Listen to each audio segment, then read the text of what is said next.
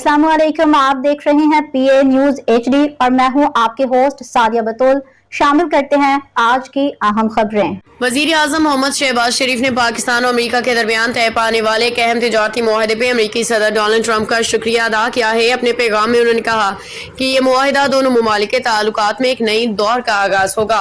समाजी राब्ता की वेबसाइट एक्स पे जारी बयान में वजीर आजम ने कहा कि मैं सदर डोनाल्ड ट्रंप का तहे दिल से शुक्रगुजार हूँ, जिनकी क़ियादत में पाकिस्तान अमेरिका के दरमियान एक तारीखी तिजारती मुआहदा मुमकिन हुआ। ये मुआहदा वाशिंगटन में दोनों मुमालिक के वफूद की कामयाब बातचीत के नतीजे में तय पाया।